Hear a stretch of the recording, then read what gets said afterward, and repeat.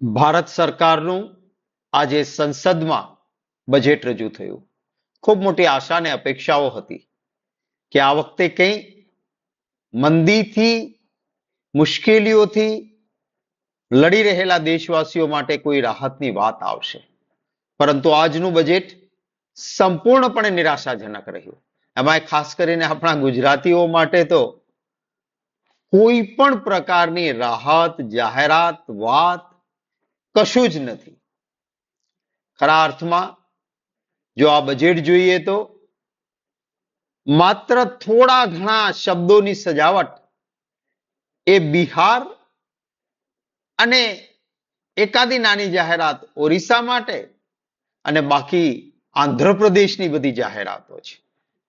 કારણ કે બે પક્ષો જે એમને ટેકો આપી રહ્યા છે એ બિહાર અને આંધ્રપ્રદેશ, ચંદ્રાબાબુ નાયડુ અને નીતિશ કુમારજી, આ બંનેએ કંઈક નાક દબાવ્યું એટલે સરકારે ત્યાંની જાહેરાતો થોડી કરી, પરંતુ બીજા કોઈના માટે કશું જ નથી.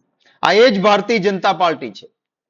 એના ચૂંટણી ઢંઢેરામાં કહ્યું હતું કે કરનું માળખું એ સાચા ટેક્સ પેયર્સ એટલે કે જે પગારથી પૈસા લઈને ભરે છે એમના માટે ખૂબ મોટું છે અને માટે 10 લાખ રૂપિયા સુધીની વાર્ષિક આવક સંપૂર્ણ ઇન્કમ ટેક્સ કે કરમાંથી મુક્તિ વાળી હશે.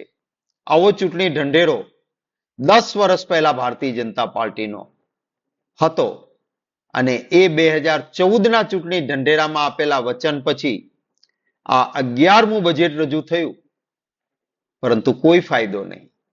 જે પગારથી લઈને જીવન ચલાવનારા વ્યક્તિઓ છે એને 10 લાખ સુધીની માફી આપવાની હતી, કોઈ ફાયદો નહીં. ઇન્કમ ટેક્સના સ્લેબમાં ગરીબ કે મધ્યમ વર્ગના વ્યક્તિ માટે કોઈ ફાયદો નહીં. નાના લોકો માટે કોઈ રાહત નહીં. ખેડૂતો માટે, શ્રમજીવીઓ માટે, મનરેગા માટે કોઈ જાહેરાત કે વાત નહીં. આરોગ્ય ક્ષેત્રે જે વાત કરવી જોઈએ બજેટમાં એમાંની પણ કોઈ વાત આ બજેટમાં કરવામાં આવી નથી. ઘટાડો કર્યો ક્યાં? હવે પ્લેટિનમ વાપરનારા કેટલા લોકો? તો પ્લેટિનમ ઉપરની કસ્ટમ ડ્યુટી ઘટાડી અને વધારી શેના ઉપર? તો કે પ્લાસ્ટિક ઉપરનો વેરો વધારવાનો. હવે હિન્દુસ્તાનમાં પ્લેટિનમ ખરીદનારા કેટલા અને એનો ઉપયોગ કેટલો? અને બીજી તરફ પ્લાસ્ટિક એક દરેક ઘરમાં, દરેક જગ્યાએ પ્લાસ્ટિકની વસ્તુ તમને જોવા મળે અને સામાન્ય હિન્દુસ્તાની છે એ પ્લેટિનમ નહીં, પ્લાસ્ટિકનો ઉપયોગ કરે છે. તો પ્લાસ્ટિક ઉપર ટેક્સ વધારવાનો અને પ્લેટિનમ ઉપર ઘટાડવાનો. નાના નાના ઉદ્યોગકારો, એમએસએમઈ બંધ પડતા જાય છે. એના માટેની વાત કરવી જોઈએ, એની વાત ન કરી. કેવી વાત કરી? કે ફોરેન કંપનીઓ અહીંયા જે આવે છે એના ઉપર જે ટેક્સ છે એ ટેક્સમાં અમે ઘટાડો કરીશું. અરે ભાઈ, વિદેશીઓ પ્રત્યેનો આટલો બધો પ્રેમ શેનો છે તમને? ખરેખર તો આપણા દેશના લોકોને જરૂરિયાત છે, એને મદદરૂપ બનો ને તમે. ખેડૂતો માટેની કોઈ નક્કર વાત કે યોજના નથી. આ દેશ એ ઉદ્યોગ પ્રધાન દેશ નથી. આપણો દેશ એ ખેતી પ્રધાન દેશ છે. તો ખેતી માટેની જે વાત કરવી જોઈએ કે એને ફાયદા માટેની વાત કરવી જોઈએ એમાંની કોઈ વાત કરવામાં આવી નથી. ગુજરાત માટે કોઈ પણ જાહેરાત, કોઈ પણ સારી બાબત આખા બજેટમાં નહીં.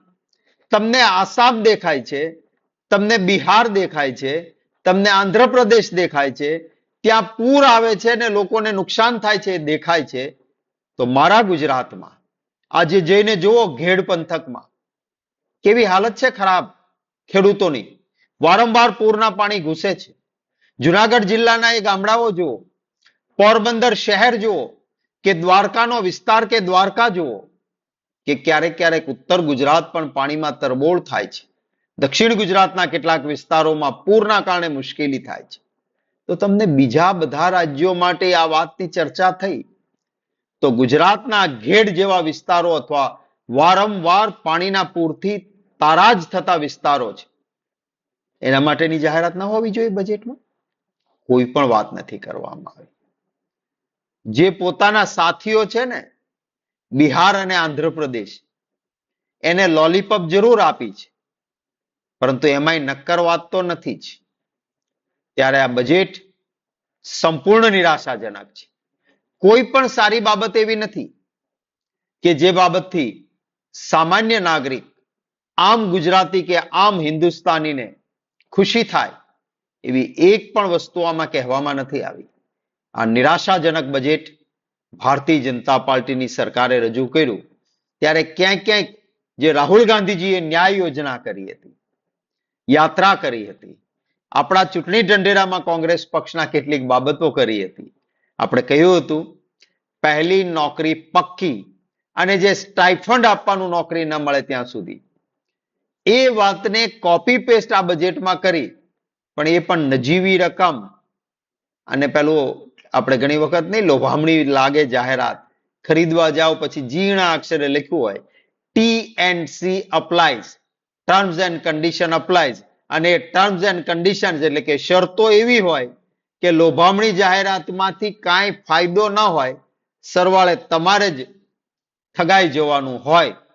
આ પ્રકારની વાતો છે, દરેક જગ્યાએ શરતો મૂકી દીધી છે. એટલે અમારો જે લોકોને મદદનો જે ન્યાય યોજનાનો ચૂંટણી ઢંઢેરો ક્યાંક ક્યાંક કોપી કર્યો, પણ એમાં પણ TNC એટલે કે શરતો એવી મૂકી છે કે આખરે કોઈને ફાયદો થવાનો નથી.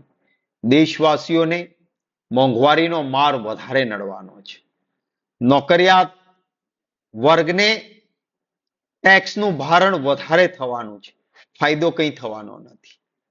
યુવા જે નોકરી ઈચ્છે છે એને નોકરીના નામે ઠેંગો છે, આમાંથી કોઈ ફાયદો નહીં થાય.